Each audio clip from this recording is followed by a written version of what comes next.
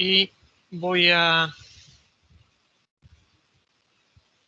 compartir pantalla.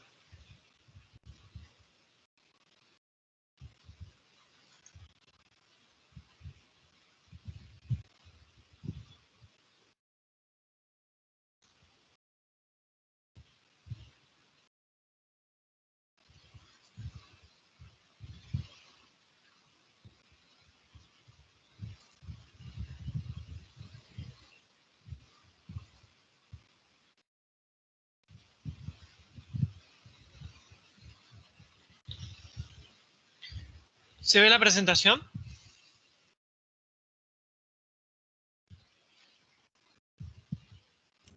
Sí, sí. Sí. Muchas gracias.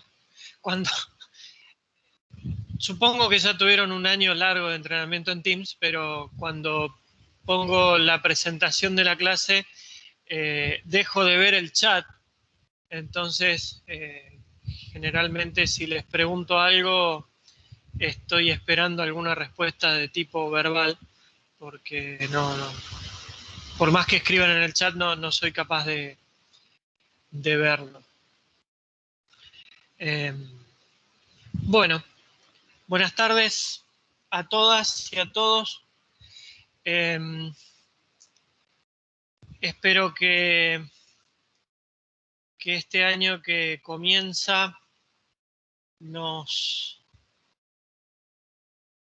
permita poner en práctica muchas de las cosas que a la fuerza tuvimos que aprender y desaprender el año pasado.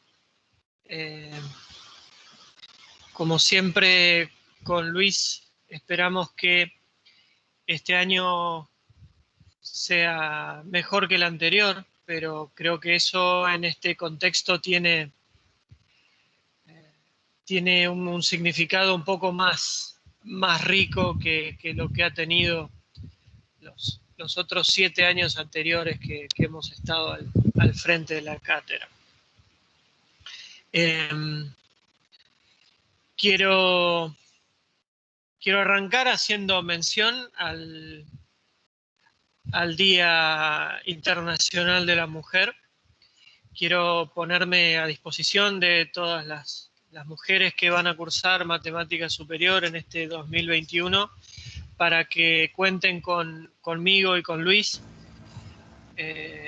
por todas las inquietudes que puedan llegar a tener en cuanto a nuestros posibles errores, olvidos, omisiones o conductas inapropiadas respecto del trato que podamos llegar a tener con respecto a las mujeres o alguna otra minoría que integre el curso de Matemática Superior durante este año. En mi caso, bueno, la clase de hoy va a terminar a un horario más que razonable para que aquellas y aquellos que quieran asistir a alguna de las manifestaciones o las actividades que hay programadas respecto de lo que significa y de lo que hay para luchar y pedir reivindicaciones en el día de hoy, lo puedan hacer sin problemas. La clase de hoy va a tener dos partes, una pequeña parte más de presentación de las cuestiones administrativas que tiene la asignatura, y después sí, en la segunda parte vamos a empezar a meternos en los conceptos de esta colección de conceptos bastante generosa que es Matemática Superior. Pero bueno, vamos a comenzar a andar esta primera parte que habla un poco, como dice ahí, en los contenidos. Esta primera parte, este primer semestre de Matemática Superior, hace referencia a unos contenidos mínimos que figuran en el plan de estudios de la carrera de Ingeniería en Sistemas para todas las UTN del país, respecto del conocimiento de señales y sistemas y herramientas para el procesamiento de señales con énfasis en la transformada. Eso va a ser nuestro primer semestre. De ese primer semestre vamos a tener una primera mitad en donde vamos a hablar fundamentalmente de señales, sistemas y transformadas continuas, ¿sí? Después, en el comienzo de la segunda parte de la clase, vamos a presentar esta diferencia entre señales continuas y señales discretas, aunque como vamos a justamente empezar a trabajar esta primera parte del semestre, vamos a hacer énfasis en señales y propiedades de las señales y los sistemas continuos, ¿sí? Eso involucra todos esos contenidos que ustedes pueden ver ahí, transformadas continuas, particularmente la de Laplace y la de Fourier, con muchísimas aplicaciones que vamos a ir desandando a lo largo de esta primera parte. Estos temas de transformadas continuas, de señales y sistemas continuos, van a ser los que van a formar el corpus de contenidos que vamos a evaluar en el primer parcial. Ya en breve voy a estar hablando de las instancias de evaluación.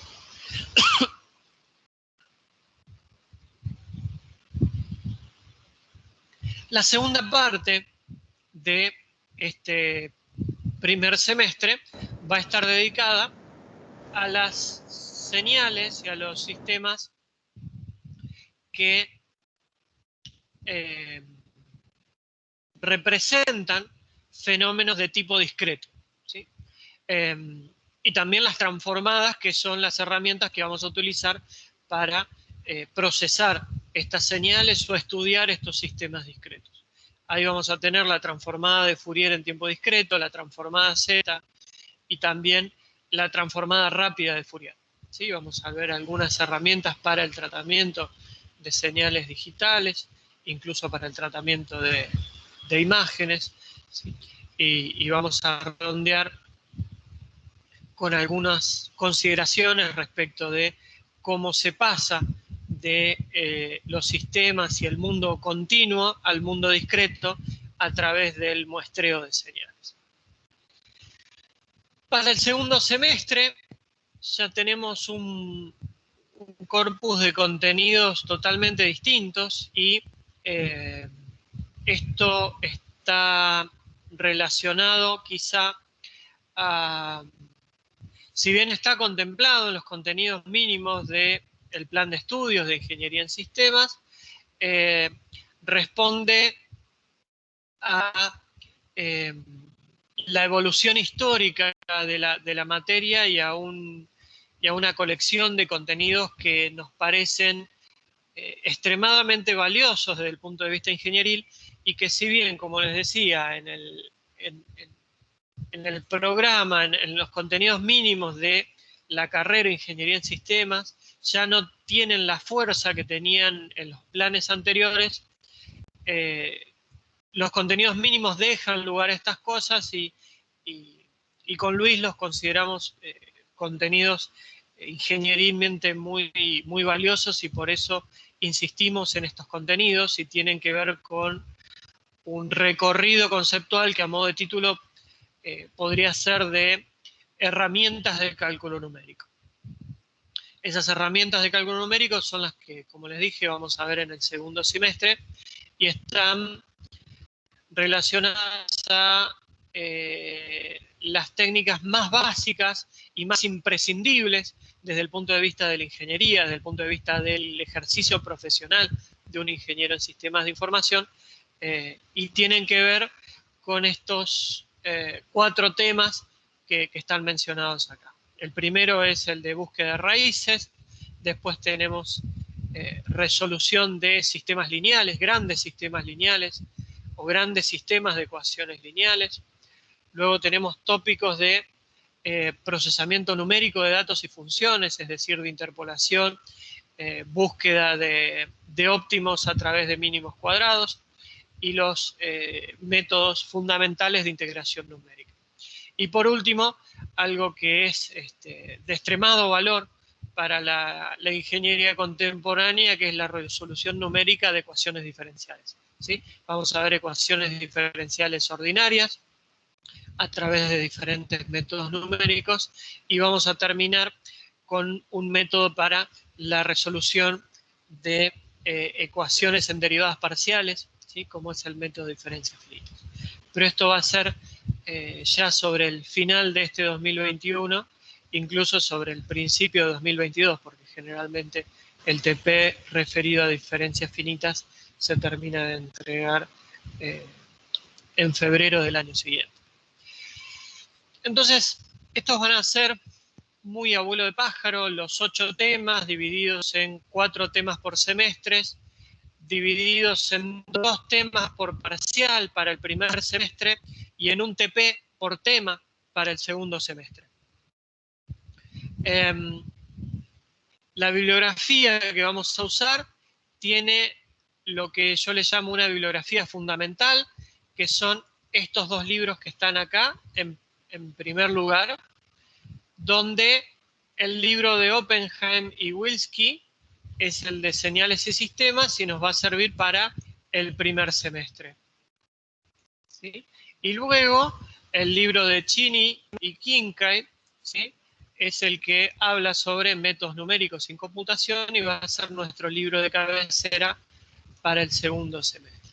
¿Por qué digo libro de cabecera? Porque en general vamos a hacer referencia durante las clases a los capítulos, a las secciones o a las figuras que aparecen en estos libros, y vamos a tratar de que todos los conceptos que vayamos desarrollando a lo largo de nuestras clases estén en concordancia, tanto en orden como en nomenclatura y en profundidad, con los presentados en estos 2 libros. Estos 2 libros, al igual que otros de bibliografía alternativa, o de bibliografía, si quieren, ampliatoria, están en la sección correspondiente en el campus, ¿sí? En el campus virtual de la UTN, en el sistema clásico basado en Moodle, con el que la facultad y nosotros venimos trabajando hace años. Si alguno quiere replicar ese repositorio en el grupo de Teams, porque les es más sencillo acceder desde ahí, siéntase libre, compártalo para toda la gente del grupo y no va a haber problemas con eso. La bibliografía, como les decía, alternativa, son otros libros que tienen otro tipo de enfoques, otro tipo de ejemplos y fundamentalmente más ejercicios para que ustedes puedan practicar los ejercicios, las diferentes propuestas conceptuales que vamos a ir proponiendo. También vamos a trabajar con diferentes herramientas computacionales a lo largo de todo el año. Vamos a mostrar diferentes ejemplos de código, pero también les vamos a pedir a ustedes que en los trabajos prácticos prueben cosas, ¿sí? En general no tenemos ningún tipo de preferencia respecto del lenguaje que ustedes elijan para desarrollar sus prácticos. Sin embargo, con Luis tenemos una determinada trayectoria, una determinada experiencia y una determinada experticia que no es plana para todos los lenguajes. Tenemos mayor experiencia en determinados lenguajes. En mi caso me siento mucho más cómodo trabajando en entornos Python, pero también puedo llegar a entender o a opinar o hacer sugerencias respecto de determinadas codificaciones que ustedes hagan en matemática, en MATLAB, en Scilab, también en Julia. Y si bien no es el caso más común de ustedes, pero si aparece alguien en el grupo que se anima a programar en C, C++,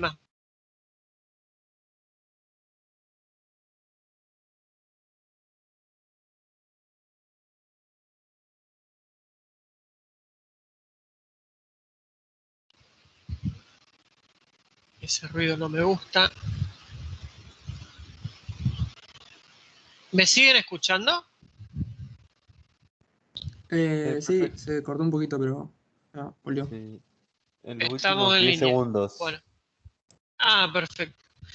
Lo último que dije en los 10 segundos es que si alguno del grupo de este cursado se siente cómodo programando en C, C++ o Fortran, también tenemos algo de recorrido en esos lenguajes y los vamos a poder ayudar. Lamentablemente desconocemos muchísimo de Java, JavaScript y cosas que muchos de ustedes tienen una familiarización muy fuerte, pero ahí en esa parte estamos un poco renos. De todas maneras, como programadores también tenemos capacidad de entender cómo funcionan determinadas estructuras que también nos pueden ayudar a darles una mano a ustedes en la codificación de ese tipo de cosas. No sé qué sigue ahora. Bueno, más o menos la configuración. Esta es una cátedra que políticamente en la facultad no tiene mucho peso, entonces no hemos conseguido que nos asignen más ayudantes o más profesores, así que simplemente con 2 docentes nos bancamos este gran invento conceptual que es matemática superior. Con Luis nos hemos dividido un poco por afinidades. Luis tiene muchísima más experiencia en el uso de herramientas prácticas y es mucho más provechoso para ustedes en tanto en cuanto él los pueda guiar en lo que es la resolución de problemas. Yo tengo una formación mucho más académica que Luis, y entonces hemos convenido que por ahí me puedo encargar de presentarle los conceptos, encargarme de algunas cuestiones que a priori aparecen como más teóricas o más fundamentales desde el punto de vista desde lo matemático de esta asignatura. Pero claramente los dos estamos para abordar de manera integral este proceso de aprendizaje que les estamos proponiendo y vamos a atender todas las consultas que tengan desde cualquier punto de vista, porque bueno, entendemos esto como un proceso integral de aprendizaje y de aprendizaje con H de todos los conceptos y las herramientas que les estamos proponiendo. ¿Sí? La idea es que ustedes al cabo de este cursado se lleven una mochila cargada con conceptos respecto de cuáles son los tipos de señales, de sistemas, pero también las herramientas que son válidas a los fines de procesar, entender, programar y abordar ingenierilmente los diferentes tipos de problemas que les vamos a ir presentando. ¿Sí? Entendemos que el tránsito por esta materia, el proceso de aprendizaje, tiene que ver con la inmersión en el mundo de la problemática, de las señales, los sistemas, las funciones, las ecuaciones diferenciales y el abordaje numérico de todo esto, y queremos que se lleven por igual cargada esa mochila, tanto de conceptos como de herramientas para que en el futuro, cuando ustedes como ingenieros se crucen con estos problemas, sepan cuáles son las herramientas apropiadas o cuáles son las estrategias apropiadas para abordar estos problemas, estos desafíos que se les presentan. Los horarios de clases, las clases conmigo van a ser los lunes de 14:45 a 16:15 o 25, ahí me agrego 10 minutos de tolerancia porque va a haber clases más complejas que otras. En general, desde que adoptamos esta modalidad a distancia, ustedes como alumnos están mucho más retraídos en cuanto a las consultas y eso hace que mis clases se den de corrido, tipo monólogo, y siempre me termine sobrando el tiempo. Lo hago todos los años, así que este año no va a ser la excepción, pero pero también, al igual que todos los años, vuelvo a hacer una apuesta similar, un acto de fe de que a lo mejor esto pueda llegar a cambiar. Así que los invito, las y los invito a que permanentemente me interrumpan durante las clases cuando algo quede no del todo claro, o incluso si ustedes opinan que de que está mal explicado, mal contado, me lo digan en esos términos. Profe, me parece que esto lo está explicando muy mal y no es posible entenderlo. Díganmelo así. No, prefiero que me digan eso a no tener interacción con nadie, a no tener ningún tipo de feedback y dar mi clase sin pena ni gloria como un monólogo, sin ningún tipo de devolución. Entonces, les pido de todo corazón que se animen a interrumpirme, a preguntarme, a plantearme que opte por estrategias alternativas a la hora de explicar cosas. Muchas veces justamente esas estrategias alternativas son problemáticas porque al no tener un pizarrón me cuesta mucho improvisar, pero tranquilamente puedo generar material para la próxima clase o generar material para una consulta, ir entre todos haciendo más de ida y vuelta este proceso de aprendizaje. Las clases de práctica de Luis van a ser los martes a la misma hora. Yo en general trato de estar en esas clases de práctica y en general nunca puedo, por mi trabajo, por esta cuestión especial de que soy docente investigador a tiempo parcial y niñero a tiempo completo, así que muchas veces se me dificulta estar en la clase de práctica de Luis. Y propongo un horario para las clases de consulta conmigo, que es los jueves a las 17. Ahí en negrita dice con acuerdo previo. Generalmente yo los jueves a esa hora estoy trabajando, estoy en la computadora, estoy acá en mi casa resolviendo cosas de mi trabajo como docente investigador. Sin embargo, si nadie me manda un mail o nadie me dice, profe, el jueves podemos hacer una consulta, es raro que abra el Teams o que me conecte para poder interactuar con ustedes. Así que si ustedes andan necesitando una consulta el día jueves, les pido encarecidamente de que me manden un mail, ¿sí? El mail está escrito acá.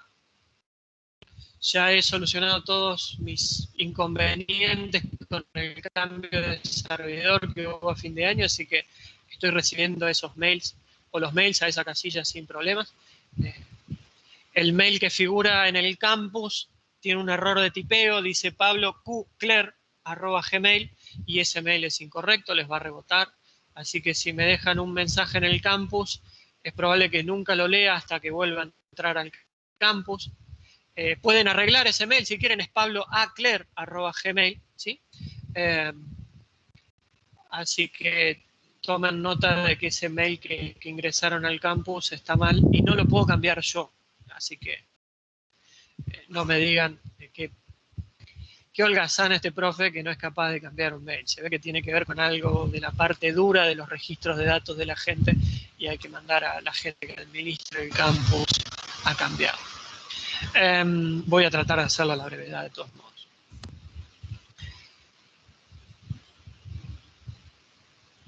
Entonces, reitero esto de que me avisen por mail o por un mensaje en el Teams. El Teams sí está asociado a mi cuenta de UTN, así que si me tiran un mensaje en el chat del Teams, me llega la alerta. Así que avísenme si van a venir el jueves y yo voy a estar ahí a las 17 con todos ustedes. Acá arrancamos con las condiciones de regularidad, pero hace falta decir algo, y es que en principio vamos a tomar solamente parciales para los contenidos asociados al primer semestre, es decir, a la parte de señales y sistemas. De manera que va a haber 2 parciales y 2 recuperaciones parciales. ¿Sí? Vamos a tener 2 parciales durante el cursado, los vamos a tener a través del campus virtual. Es una herramienta que ha dado buenos resultados el año pasado. Los parciales en el campus son bastante más intensivos que los que eran en lápiz y papel, es decir, van a tener mucho menos tiempo, van a tener solamente 80 minutos para resolver el parcial. Entonces, conviene no distraerse, conviene estar muy atento a la consigna y al enunciado. Y conviene estar muy entrenado en las diferentes estrategias de resolución de los problemas prácticos que les vamos a plantear. Entonces, va a haber 2 parciales. De esos 2 parciales hay que tener al menos un parcial con al menos 50 puntos para acceder a la regularidad.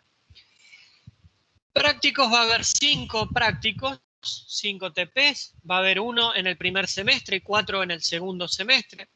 De esos 5 prácticos va a haber 2 defensas, ¿sí? Para los prácticos que vamos a proponer. Es decir, va a haber una defensa para los TPs 1, 2 y 3 y otra defensa para los TPs 4 y 5, que van a ser claramente en el segundo semestre. Incluso la defensa de los TPs 4 y 5 va a ser ya en el año 2022, ¿sí? Previo a la primera mesa de examen de febrero del año siguiente. Para acceder a la regularidad tienen que aprobar con un 50% al menos 3 de esos 5 trabajos prácticos. Y para la aprobación directa, ¿sí? Tienen que aprobar los 2 parciales con al menos 60 puntos y aprobar los 5 TPs, ¿sí? También con al menos 60 puntos, ¿sí?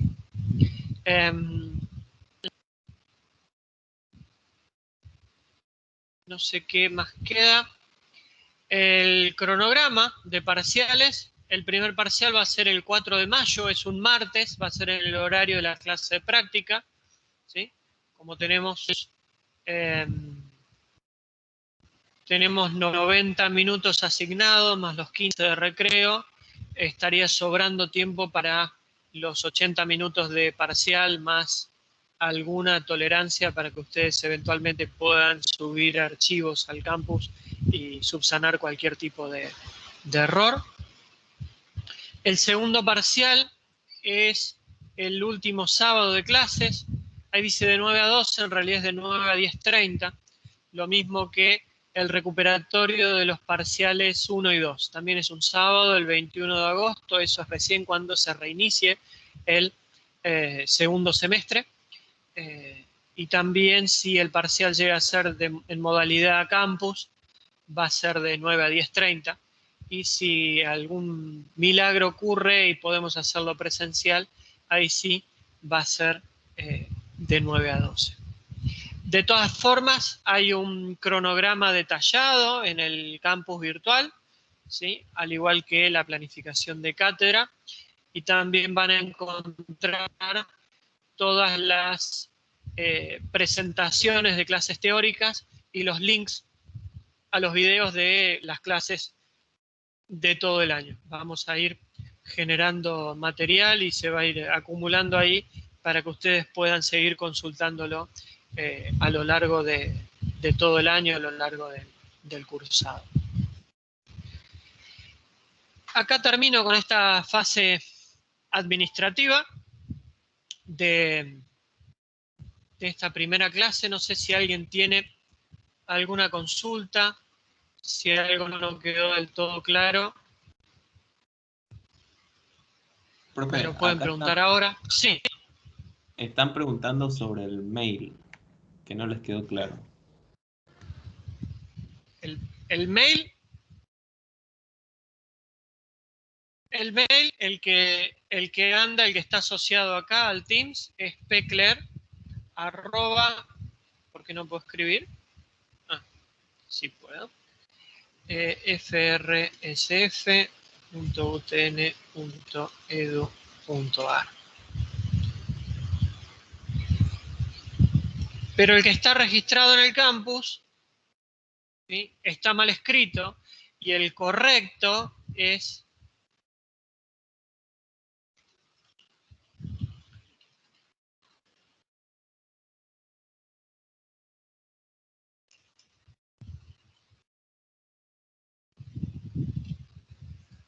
pabloackler@gmail.com. Si se fijan en el campus les aparece como Pablo Kukler. Alguien tuvo un error de tipeo muy poco feliz. Pero voy a tratar de que eso se arregle a la brevedad, ¿sí?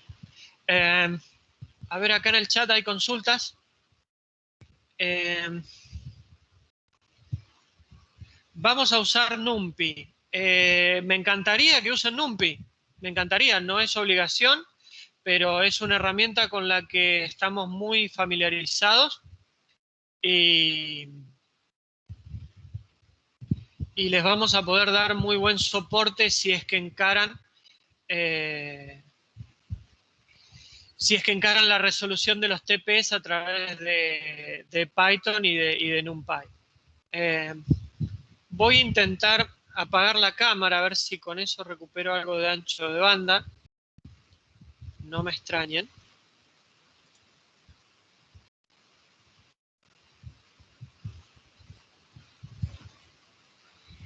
Milton dice, entonces todos los parciales son en el primer cuatrimestre y en el segundo nos quedarían los TPs no más. Sí, Milton.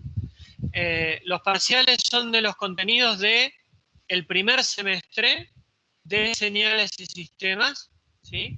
Lo que queda para el segundo semestre son los recuperatorios de esos parciales que vamos a tomar en el primer cuatrimestre, ¿sí? Si rinden en el primer cuatrimestre y en los dos parciales les va bien, ya se olvidan de eso y se concentran en los TPs del segundo cuatrimestre y eso es todo lo que vamos a utilizar como evaluación para la materia, ¿sí? A ver, evaluación sumativa a través de los parciales, pero para la segunda parte vamos a apostar fuertemente a la evaluación continua a través de los TPs. Julio dice, lo que no me queda claro es qué van a pasar con los temas que vienen en el segundo semestre. ¿No se van a evaluar con parciales? No, Julio, no. Todos los temas del segundo semestre se evalúan a través de los TPs y las defensas de los TPs, ¿sí? Las defensas son una instancia muy importante, tienen mucho peso en la nota final y están resultando, o al menos el año pasado resultaron muy, muy productivas. Así que sí, para el segundo semestre el método de evaluación va a ser de evaluación continua a través de los TPs y a través de las defensas de los TPs. De nada, Julio.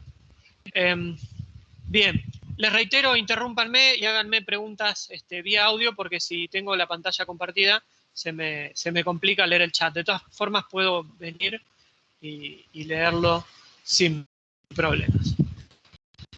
Vamos a la segunda parte de la clase.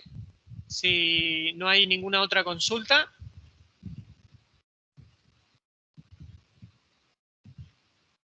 Me sigue apareciendo una advertencia por el ancho de banda.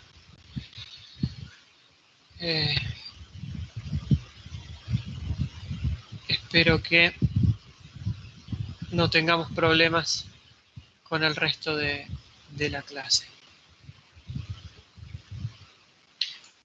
Bien. Vamos a arrancar entonces con los contenidos formales de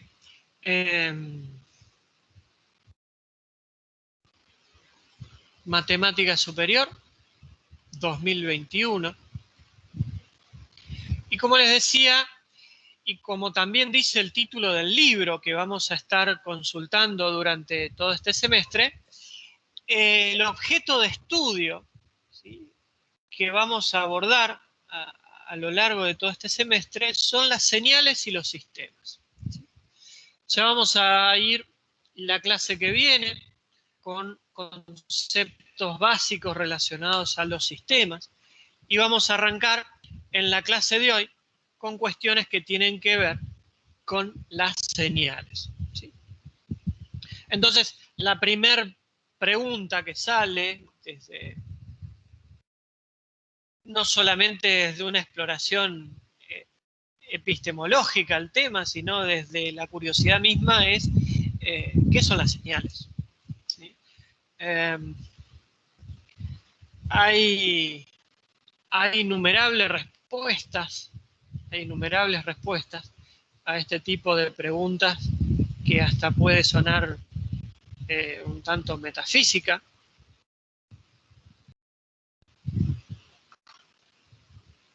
Pero en principio, esto de señal está asociado a una determinada manera en la que nosotros, como ingenieros, vamos a poder disponer de la información, ya sea para entenderla, interpretarla, procesarla, reinterpretar esos resultados procesados, transmitirlos, ¿sí? Comunicarlos, almacenarlos. En definitiva, las señales son una manera muy práctica desde el punto de vista ingenieril para realizar todas estas actividades que mencioné a partir de la información que nosotros obtengamos de algún objeto de estudio, ¿sí? De algún escenario de estudio o de la realidad misma, que sea lo que nos interese estudiar, interpretar y generalmente, como es nuestro espíritu ingenieril, modificar para bien de la comunidad o de algún actor social en particular, ¿sí? Entonces, esas señales terminan siendo abstracciones de la información que obtenemos de la realidad o de algún objeto de estudio inmerso en nuestra realidad. Y generalmente, para poder realizar todos estos procesos de los que hablábamos, las vamos a sistematizar, ¿sí? En forma de funciones. ¿Sí? Estas señales de las que estamos hablando, esta información de la que estamos hablando, que nos proporciona la realidad y los objetos que nos interesa estudiar inmersos en esa realidad, las vamos a estudiar, las vamos a procesar, las vamos a comunicar, las vamos a discutir. Cuando esa información esté en forma de funciones, vamos a poder hablar de que eso es una señal, ¿sí? En el contexto de estudio que estamos proponiendo. Hay, como van a leer en el primer capítulo del libro, hay innumerables formas de estudiar las señales y de catalogarlas, pero como dije en la introducción a los contenidos conceptuales que tiene la asignatura, vamos a dividirlo por una cuestión de practicidad o por una cuestión de tránsito sumativo en el desarrollo de los conceptos. Lo vamos a dividir en señales continuas y señales discretas. ¿Por qué arrancamos estudiando señales continuas? Arrancamos estudiando señales continuas porque toda la matemática que se desarrolló para el estudio de señales está basada en los primeros estudios matemáticos que se realizaron en los siglos XVII, XVIII y XIX respecto de señales y de funciones continuas, ¿sí? Ustedes lo habrán visto en sus cursos de análisis, ¿sí?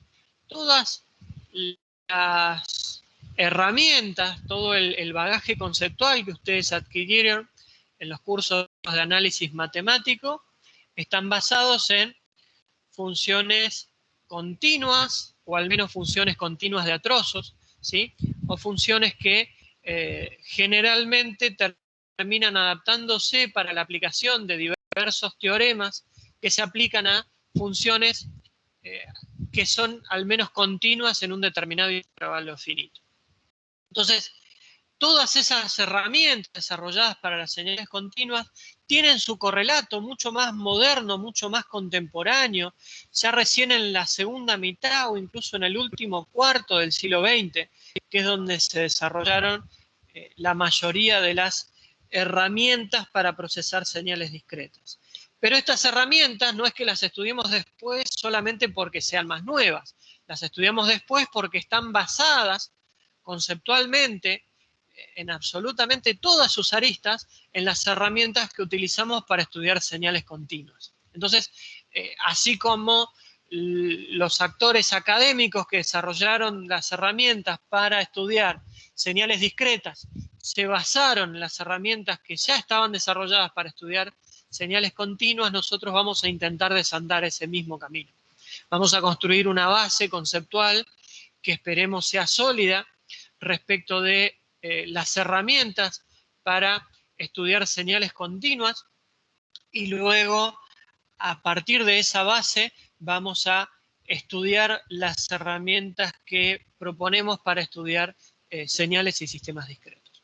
Entonces, esta clasificación de señales continuas y discretas arranca con un primer tipo de señal que son las señales continuas. ¿Sí? ¿Qué es una señal continua? Bueno, una señal continua es una función que justamente representa algún tipo de información en donde la información colectada y la variable independiente con la que se relaciona esa información colectada cumplen con la condición de continuidad infinitesimal que ustedes estudiaron o ustedes exploraron en sus cursos de análisis. Es decir que yo puedo tomar cualquier parte de esa función y entre dos valores cualesquiera, ya sea en el conjunto del dominio o en el conjunto de la imagen, siempre voy a tener otro valor, ¿sí? Siempre voy a tener un valor definido, tanto para el dominio como para la imagen,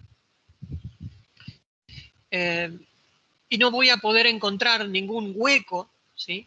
O discontinuidad en la señal, ¿sí? A menos que esté prescripta para un intervalo dado, pero en los intervalos donde la señal está aceptada como continua, cumple con esa condición de continuidad infinitesimal. Es decir, yo puedo encontrar siempre un intervalo tan chico como quiera, en donde adentro de ese intervalo va a haber una infinita cantidad de números.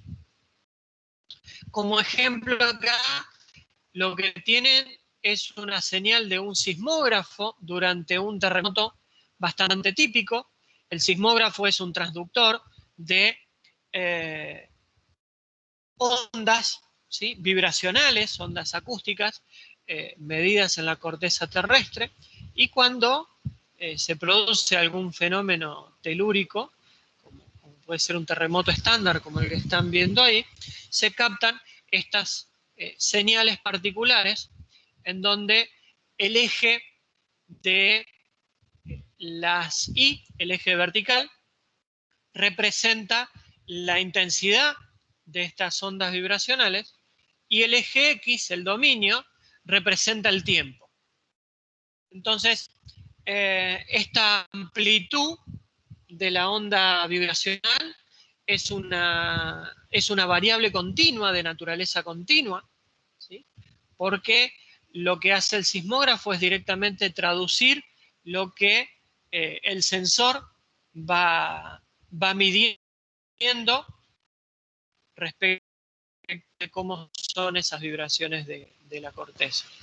Y el tiempo, en una concepción, si se quiere, física del tiempo, el tiempo es continuo, ¿sí? Entre cualquier intervalo finito de tiempo se puede encontrar una cantidad infinita de valores de tiempo que pertenecen a ese intervalo y a su vez encontrar cualquier otro subintervalo que tenga también longitud finita. Es decir, en principio podríamos aceptar esta señal sismográfica como una señal continua. Luego viene una reinterpretación, no de la realidad en sí misma. Está claro que estas ondas vibracionales se producen y que el sismógrafo claramente las puede captar, pero viene una consideración que es necesaria respecto de si en la práctica tiene significado, ¿sí?, considerar efectivamente a este tipo de señales como continuas. Claramente, desde el punto de matemático, tiene sentido por lo que decíamos recién, ¿sí?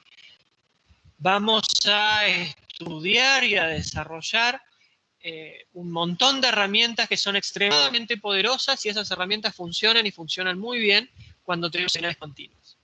Pero en la práctica surge la inquietud de que el sismógrafo no tiene resolución infinita a la hora de discriminar dos intensidades de vibración o a la hora de discriminar dos instantes de tiempo diferentes. Generalmente los aparatos que nosotros utilizamos para extraer información del mundo físico tienen resoluciones tanto en la magnitud que miden como en la magnitud temporal, de alguna forma discretas, ¿sí? Entonces, aparecen dos tipos de señales discretas. Señales discretas en magnitud, ¿sí?, y señales discretas en el tiempo. Las señales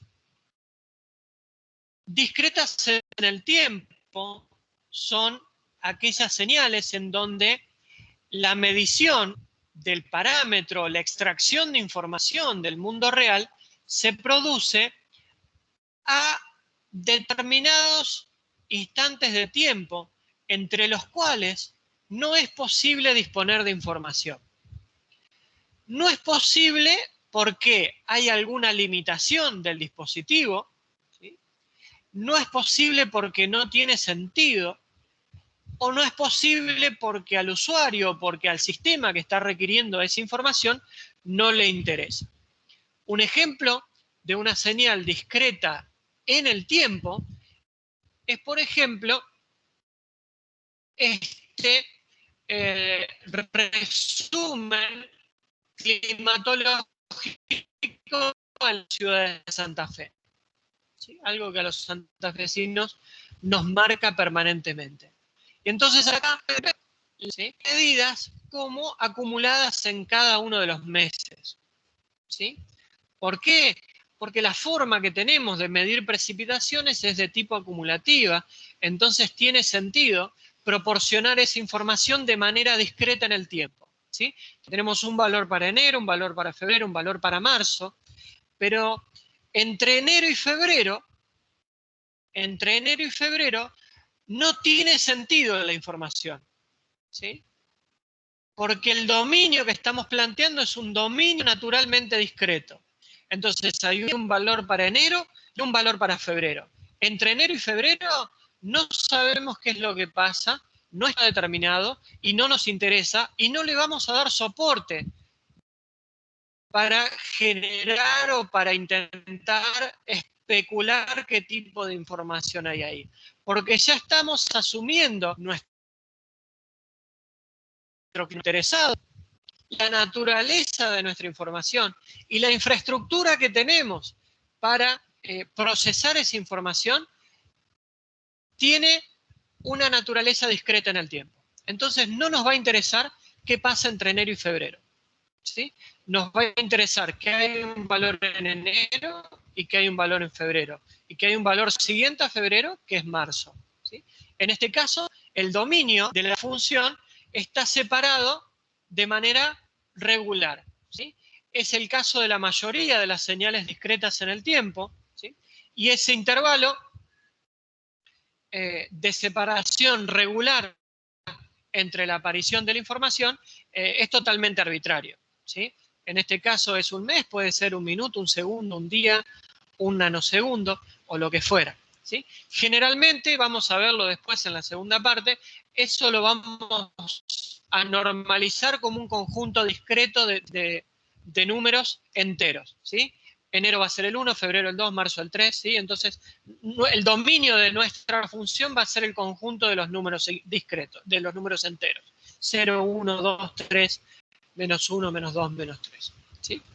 Eso es una función discreta en tiempo. En magnitud, la cantidad de precipitación medida en milímetros puede seguir siendo una función continua en tanto y en cuanto nosotros tengamos un pluviómetro de resolución infinita y podamos otorgarle algún tipo de sentido a ese pluviómetro de resolución infinita. Es decir, cuánto le sirve a un climatólogo, ¿sí? A un meteorólogo, contar con el quinto o el sexto dígito de la medición de las precipitaciones mensuales en la ciudad de Santa Fe.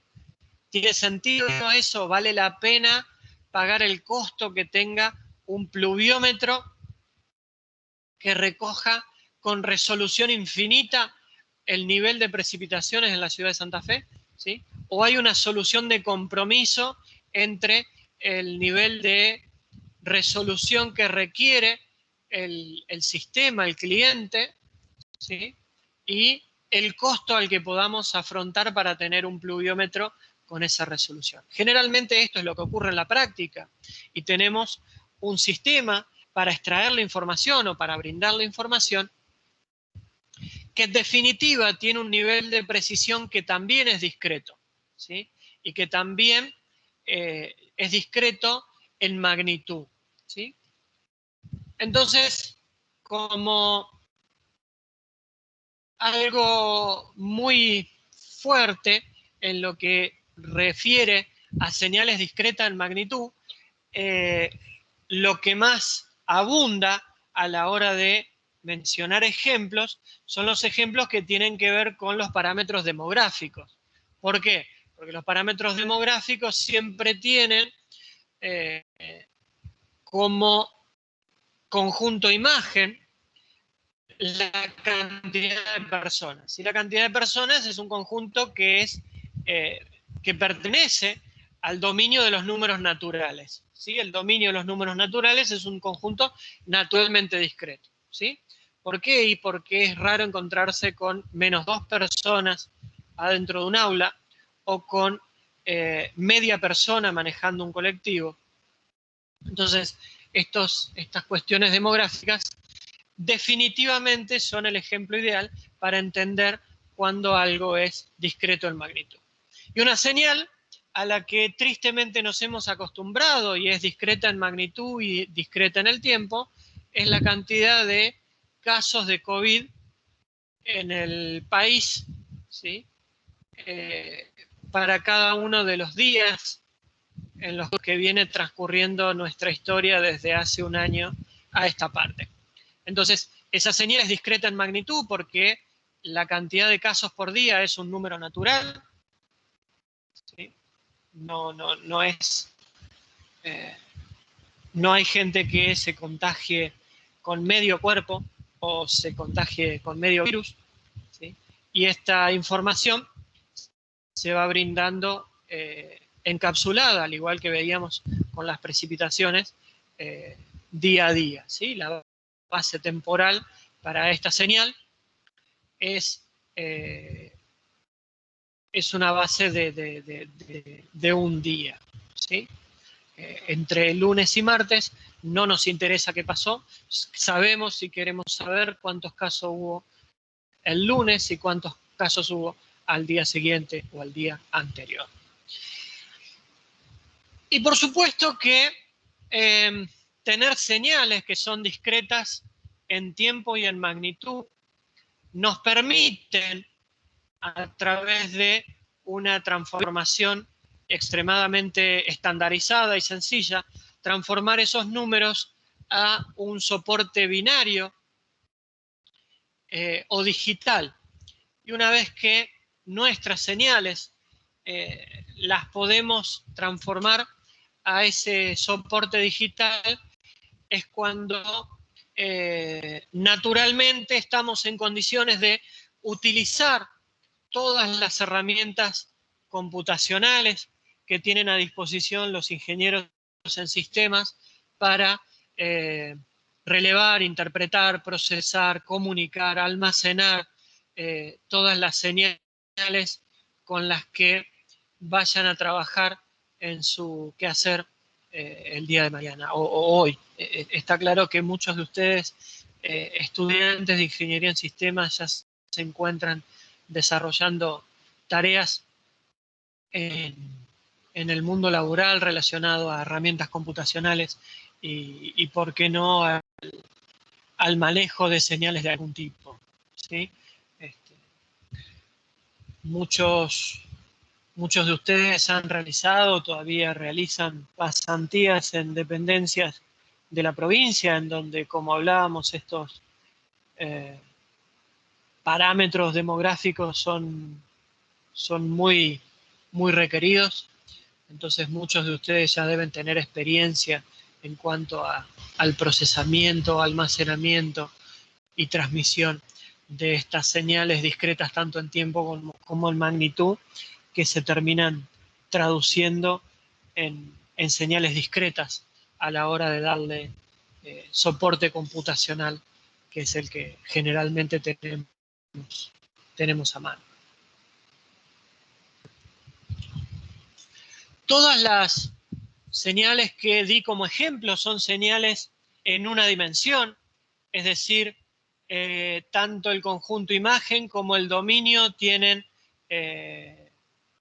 una naturaleza unidimensional, pero no es el único tipo de señales que tenemos, si bien la gran mayoría de las herramientas y de las estrategias que vamos a estudiar a lo largo de este semestre están pensadas y presentadas para señales en una dimensión, ¿sí? Es decir, una amplitud, ¿sí? Un escalar como amplitud en función de un dominio que también es escalar, que generalmente es el tiempo.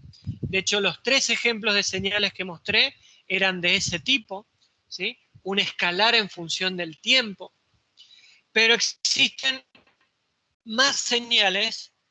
El tiempo no es la única dimensión que sirva para tomar como conjunto dominio para las señales que vamos a estudiar. Sin embargo, como les decía, todas estas herramientas que fueron desarrolladas a lo largo de los siglos por los diferentes actores matemáticos fueron pensadas como señales en el tiempo. Hay un gran aporte de la gente que estudió las señales eléctricas, y esas señales eléctricas generalmente han sido voltajes o intensidades de corriente a lo largo del tiempo. Por ello, mucho de la nomenclatura está relacionada a esa variable tiempo.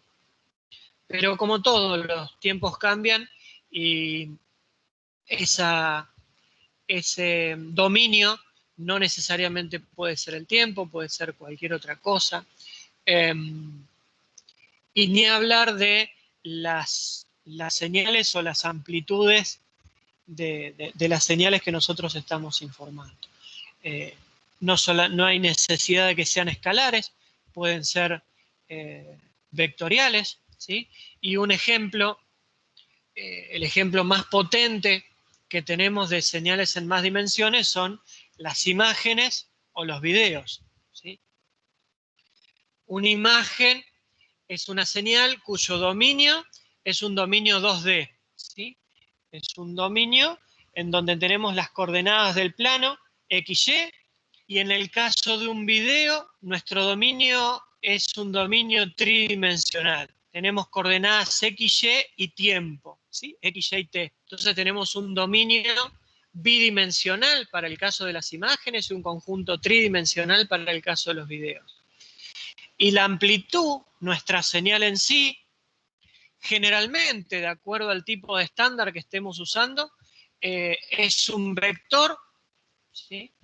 Que depende del tipo de estándar de imagen que estemos usando, puede tener 3 números enteros hasta 256, ¿sí? Como puede ser una señal RGB, puede tener un cuarto número, como puede ser el gamma, ¿sí? O incluso hasta puede tener un número cuando el brillo también entra en cuestión, ¿sí? Entonces las imágenes son señales que claramente se desarrollan en más dimensiones. Sin embargo, todas las herramientas que vamos a ver, ¿sí? Para el procesamiento de señales discretas, ¿sí? Las imágenes, tal como las conocemos en su soporte computacional, ¿sí? Imágenes que vemos en nuestras aplicaciones almacenadas según diversos estándares como PNG, JPEG, BMP o lo que fuera. Son señales que tienen una determinada resolución espacial, ¿sí? Discreta, ¿sí? Porque está dada por la cantidad de píxeles, ¿sí? Ya sea que tiene el sensor con la que fue tomada la imagen o la base con la que fue creada la imagen en cuanto a píxeles o la resolución que tenga el monitor, ¿sí? Esa resolución es una base discreta temporal para los videos, ¿sí? Donde está dada por la cantidad de cuadros por segundo, ¿sí? Eso también es discreto, tenemos generalmente 30 cuadros por segundo, 25, 40, depende de la calidad del video. Y también es discreta la amplitud porque la intensidad de cada color, el gamma o la intensidad, vienen dados por números enteros, ¿sí? Generalmente vienen dados en una base de 8 bits, o sea que son enteros de 0 a 255. Entonces también son discretas en magnitud. Sin embargo, como les dije, todas las herramientas para el procesamiento de señales se van a aplicar a imágenes o a otras señales que puedan llegar a surgir que se desarrollen en más de una dimensión. Sin embargo, vamos a hacer foco y vamos a arrancar el estudio de estas herramientas siempre en señales que son señales escalares que se desarrollan a través del tiempo, en donde ese tiempo también es un valor escalar, es decir, unidimensional. Vamos a hacer un pequeño recorrido por algunas señales que van a ser las herramientas fundamentales de estudio, de construcción de señales, de comparación que vamos a tener a lo largo de esta primera parte del semestre, en donde vamos a lidiar con señales continuas, ¿sí? Entonces, en lo que queda de la clase vamos a hacer referencia a un pequeño conjunto de señales continuas muy particulares, con características particulares, que van a servir de base para todo el estudio que vamos a hacer a lo largo de esta primera parte. La primera función que viene a aparecer como herramienta fundamental para el estudio de señales en esta parte del semestre son las señales trigonométricas. Señales trigonométricas, generalmente como funciones trigonométricas a ustedes les han presentado el seno, el coseno y la tangente.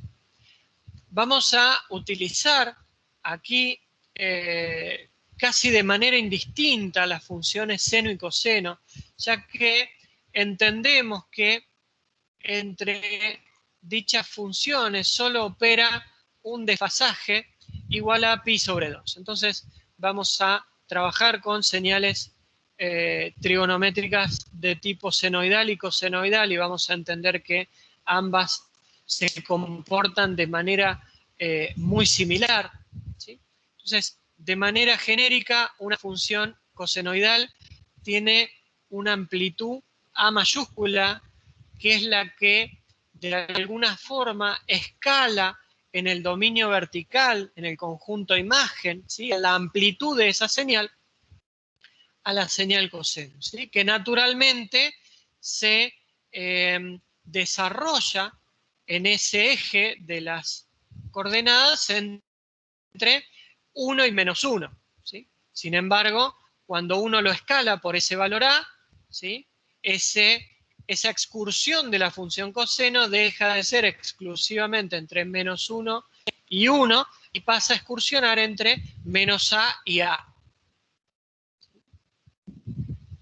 Eso es lo que conocemos como amplitud de la función seno o de la función coseno.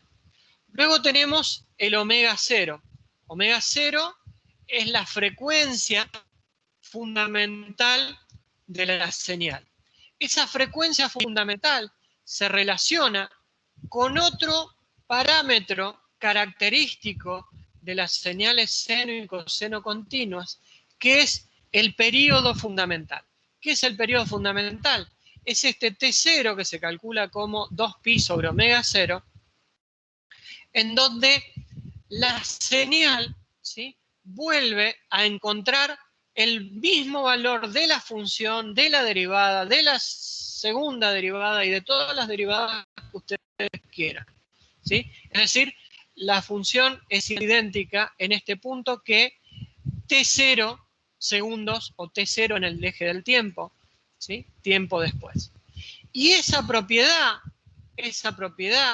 que responde a este periodo T0, que es una propiedad de las funciones seno y coseno, que figura en su presentación a través de la frecuencia fundamental omega 0, se refleja en una propiedad de las funciones, que es la periodicidad. ¿Qué es la periodicidad? Esto estaba en la filmina que sigue. Después voy a tener que volver para atrás, no importa. La periodicidad de una función es la propiedad que tiene una función de que si uno lo corre en el tiempo, un determinado periodo t, esa función es idéntica a la función original. Es decir, si mi función original es x de t, esa función, si existe un periodo t mayúscula, de manera que si yo corro esa función en el tiempo, un periodo t, la función permanece exactamente igual. ¿Qué significa correr en el tiempo? Bueno, ahora vuelvo mi filmina para atrás. Y ese corrimiento en el tiempo se expresa en cuando yo quiero operar con la función de manera de transformar mi función x de t en una función x de t menos t0. ¿Sí? ¿Qué pasa con esa función? Esa función se desplaza a la derecha. Qué poco feliz es esta gráfica del libro. No había notado el error, ¿sí? Esto en realidad es t más t0, ¿sí? Y es cuando la gráfica se desplaza a la izquierda. T menos t0 lo que hace es desplazar la gráfica hacia la derecha. Entonces, si nosotros desplazamos nuestra función coseno hacia la izquierda o hacia la derecha, un valor del periodo fundamental T0 o algún múltiplo entero de ese valor T0, nuestra señal va a permanecer exactamente igual. Por lo tanto, va a ser periódica. Y va a ser periódica con cualquier T0 o múltiplo entero de T0. Por eso a T0 se le llama periodo fundamental, porque es el valor más chico de T0 al que esa función puede ser periódica. Cualquier otro valor que sea múltiplo entero de T0, es decir, más grande que T0, va a permitir que esa función cosenoidal siga siendo periódica. Entonces, así como ese T0 es el periodo fundamental, ¿sí?, al omega 0 lo conocemos como frecuencia fundamental.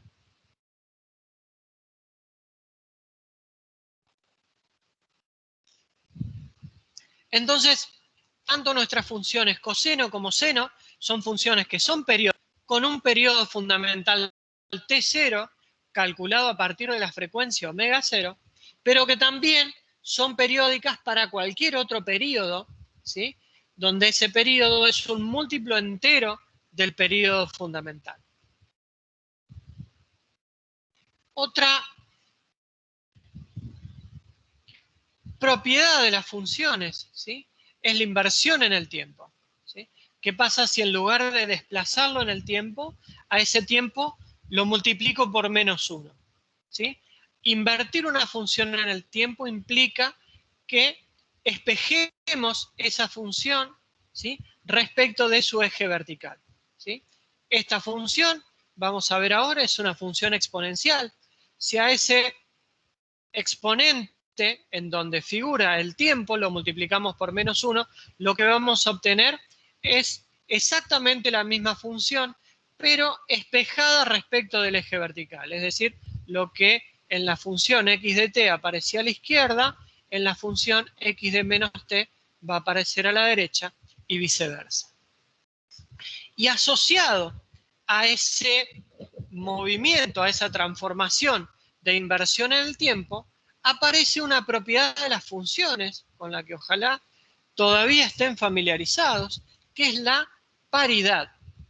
¿Cuándo una función es par? Una función es par cuando si la invierto respecto de ese eje vertical, es decir, cuando construyo mi x de menos t, esa función es idéntica a la función original.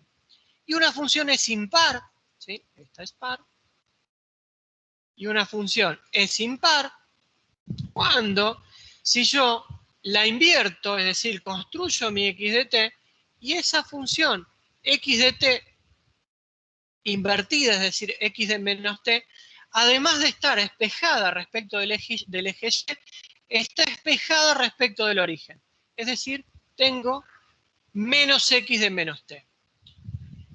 Gráficamente, una función par se ve como la que está en esta gráfica, es decir, si yo fabrico mi x de menos t e invierto esta función respecto del eje vertical, no voy a notar ninguna diferencia.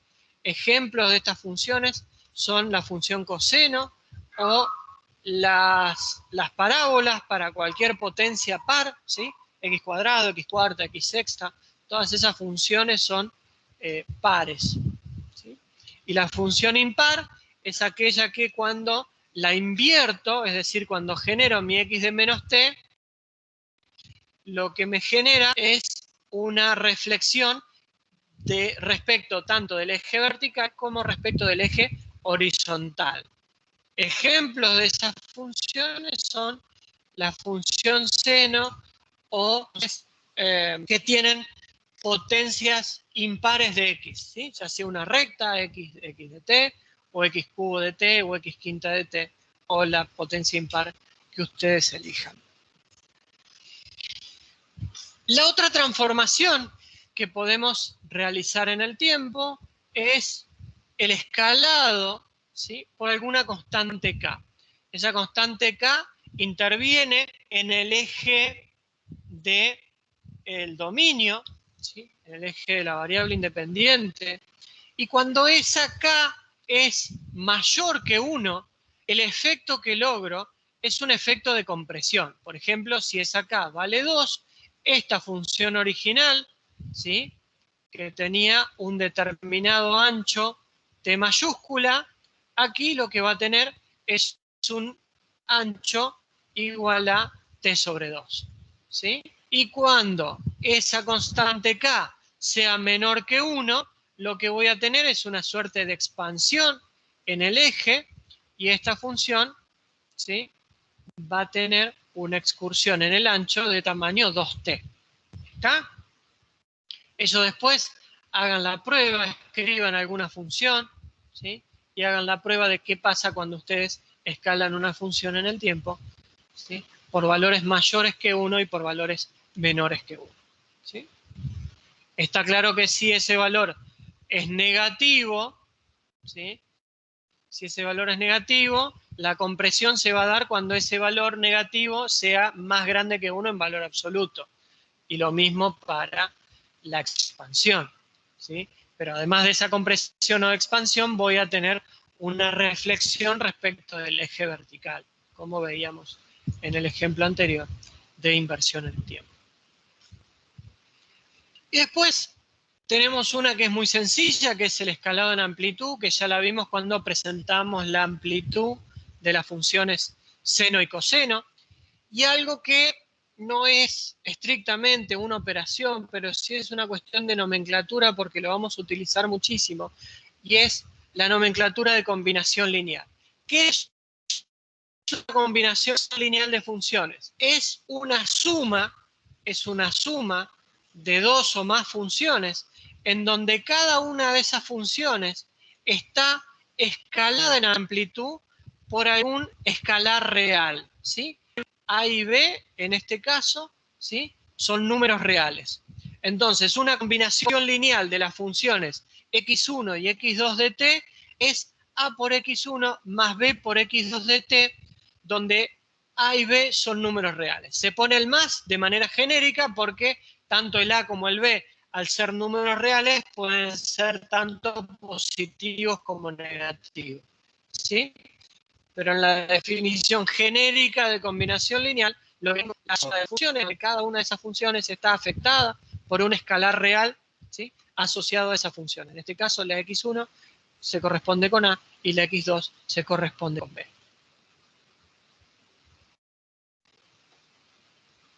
Otra de las señales con las que vamos a trabajar son las señales exponenciales.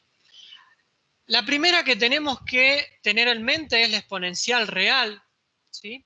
Aquí tenemos una exponencial real que ya presentamos, donde tiene una amplitud c.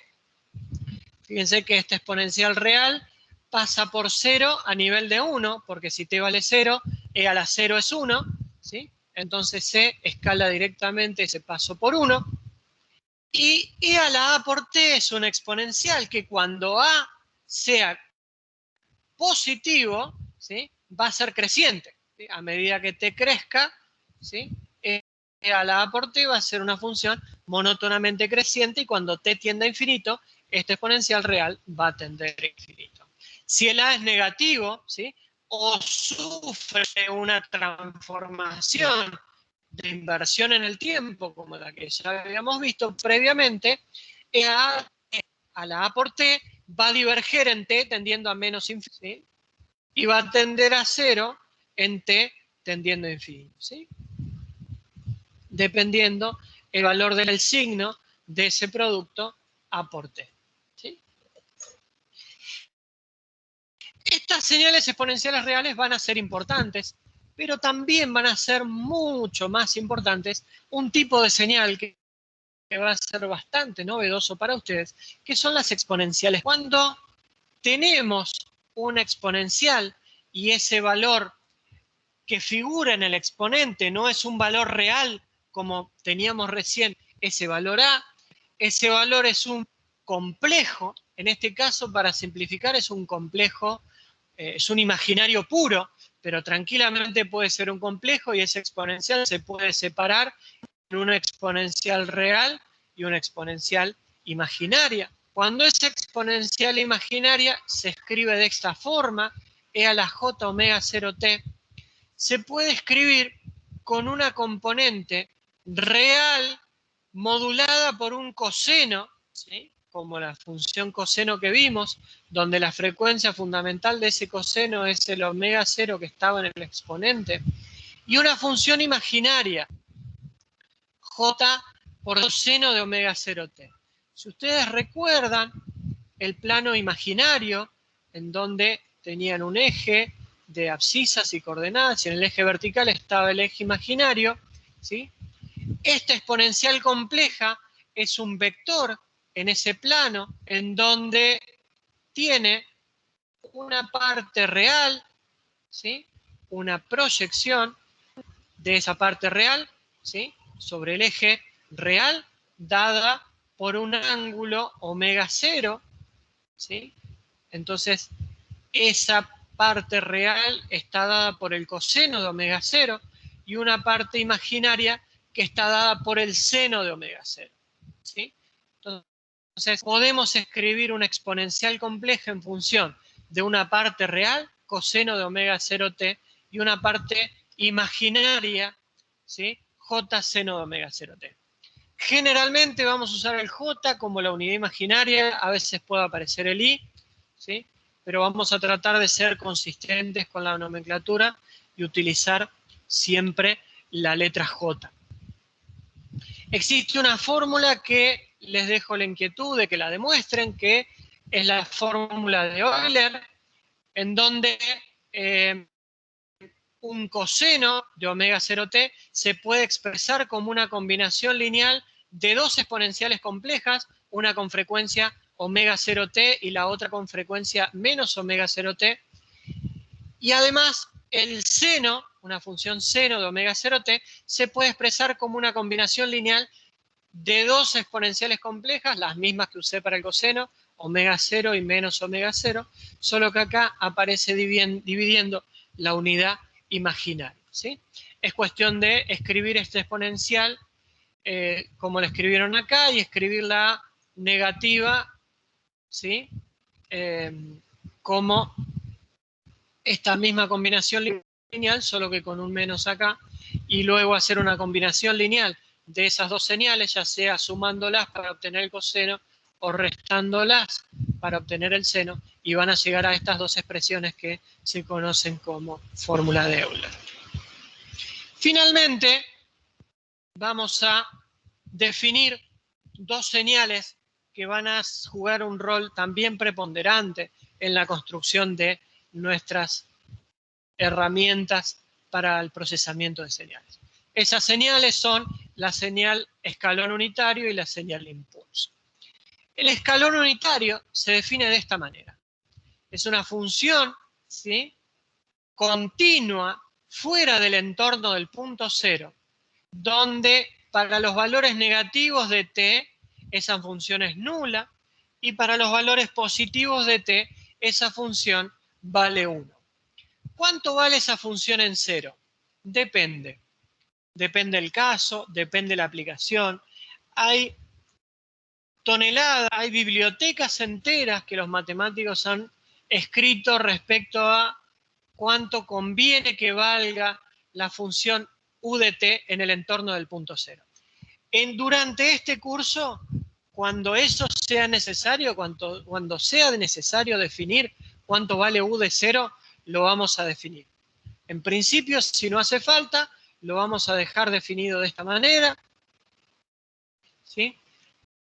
U de t va a valer 1 para valores positivos y va a valer 0 para valores negativos. Esa es nuestra función escalón unitario o función de Heaviside, como se conoce en algunos otros entornos.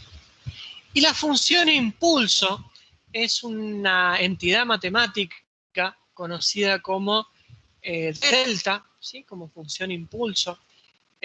No confundan con la delta de Kronecker, ¿sí? Es otro tipo de delta, es una delta de t, es una función impulso, y se define de esta manera. Es el límite cuando t tiende a 0 de 1 sobre 2t por u de t más t menos u de t menos t. Donde esta u es el escalón unitario. Es un escalón unitario que está desplazada, ¿sí?, una cantidad de tiempo t mayúscula. Como les dije, cuando este desplazamiento es positivo, esa señal se desplaza hacia la izquierda. Entonces, si nos fabricamos un pequeño eje,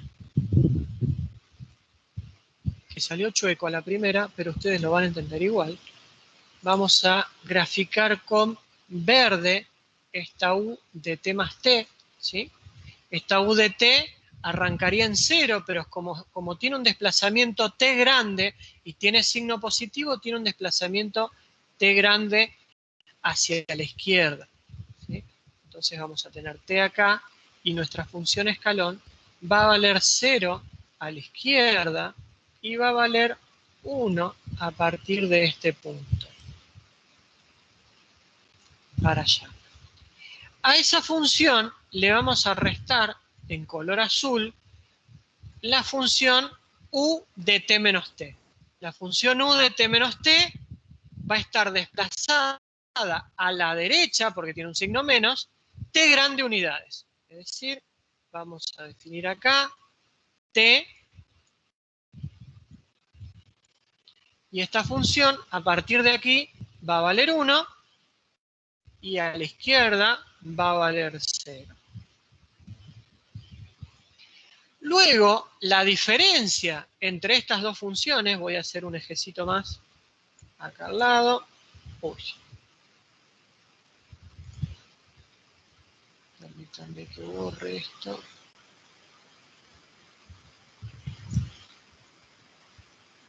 Voy a extender este eje para acá abajo, para acá.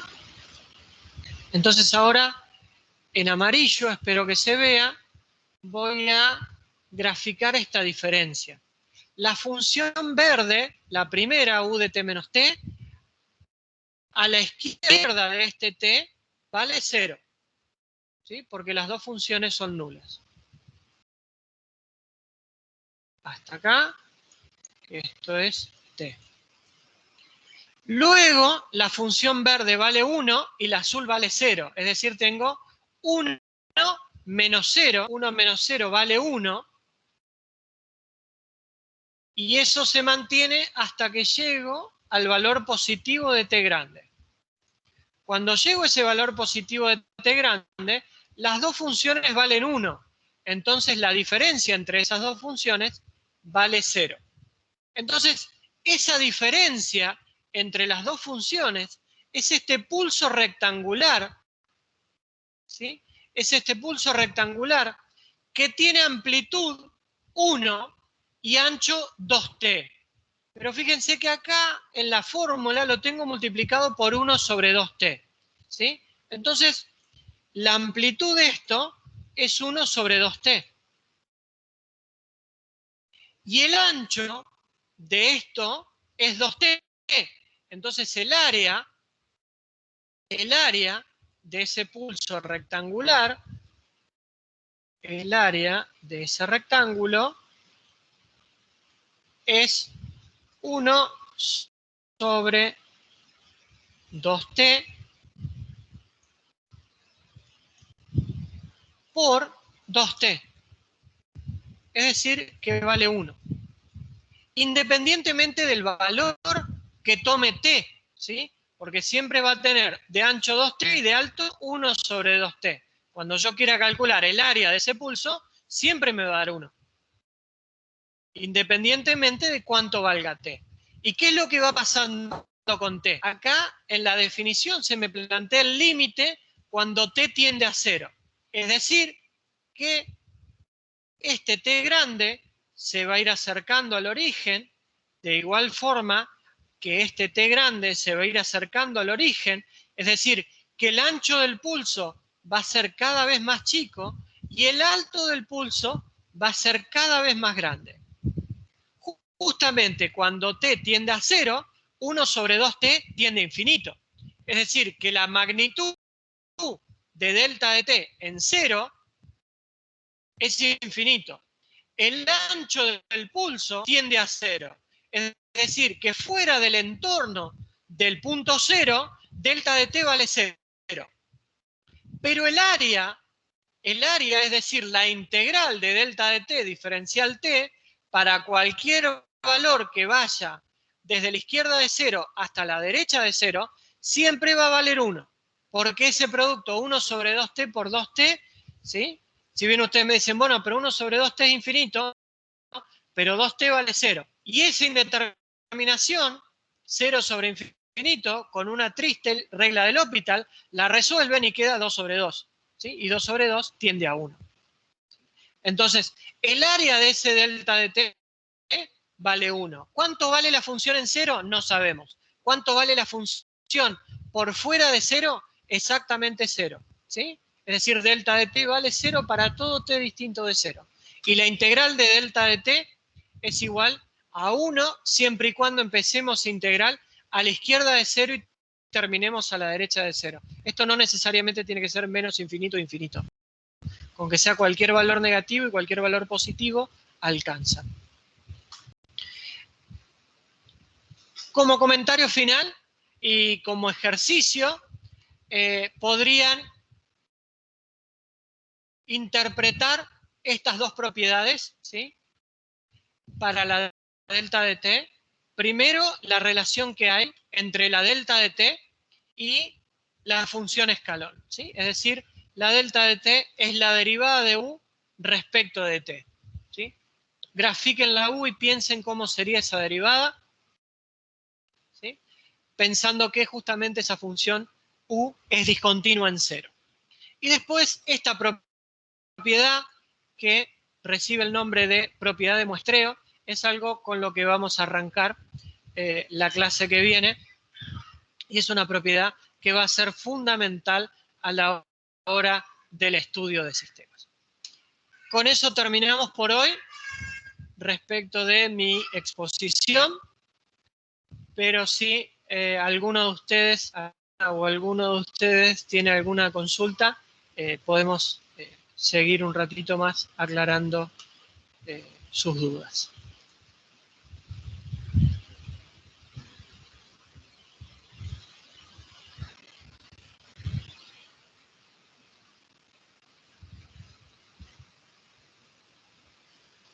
En la medida que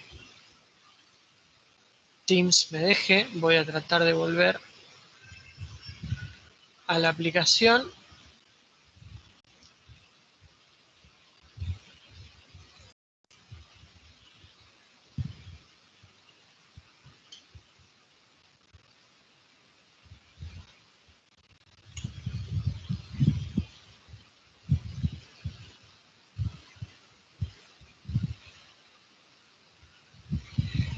Profe, se lo escucha robótico bastante seguido. Sí, creo que el ancho de banda no nos está haciendo ningún favor en esta transmisión. Y efectivamente, las funciones exponenciales complejas se parecen mucho a las funciones coseno hiperbólico y seno hiperbólico.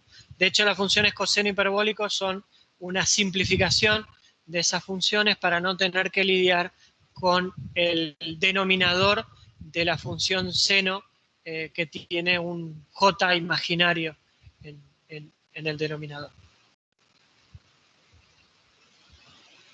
Bueno, gente, dejo de compartir pantalla, dejo de grabar.